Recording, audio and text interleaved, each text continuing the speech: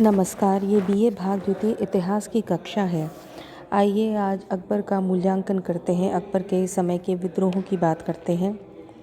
अकबर के अंतिम दिनों में युवराज सलीम ने पिता अकबर के विरुद्ध विद्रोह कर दिया था।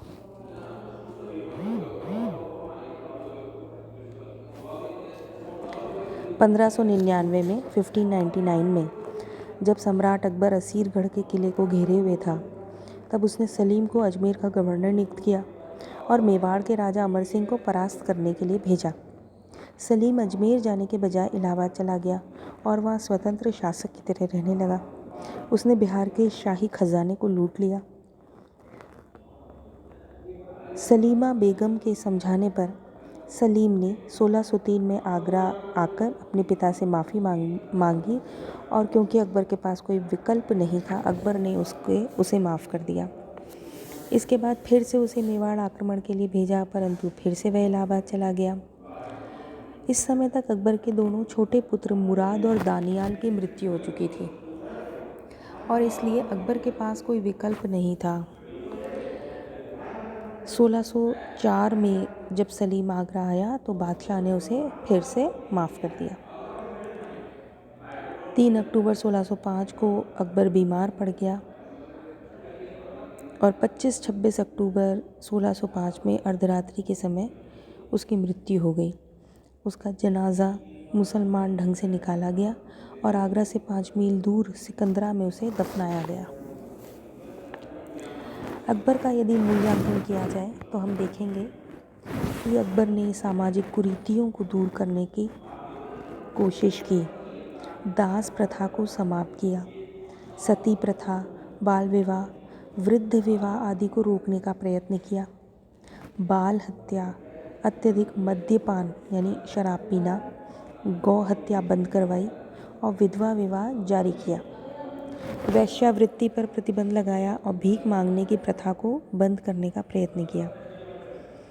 उसका सबसे प्रमुख कार्य था हिंदू मुसलमानों को निकट लाना।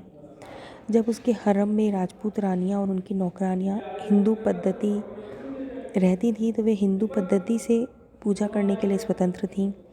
उन्हें हिंदू रीति रिवाज और त्योहारों को मनाने की स्वतंत्रता थी। अकबर ने स्वयं हिंदू त्योहारों को अपनाना आरंभ किया।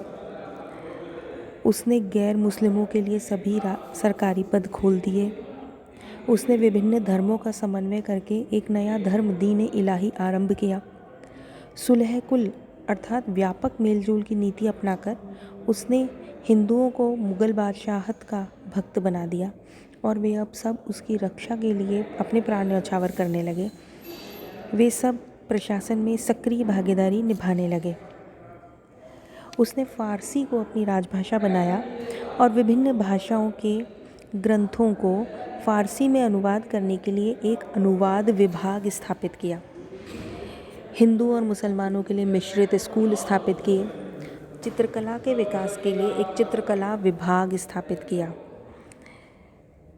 और इसका प्रधान सर्वश्रेष्ठ चित्रकार ख्वाजा अब्दुस समद को बनाया।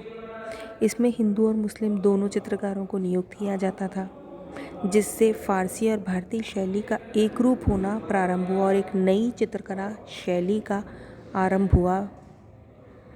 अकबर ने संगीत के विकास को भी योगदान दिया। तानसेन, बैजू बावरा, रामदास उसके समय के प्रसिद्ध गायक थे। इसके अलावा उसने अनेक प्रकार की दस्तकारियों को भी प्रोत्साहन दिया।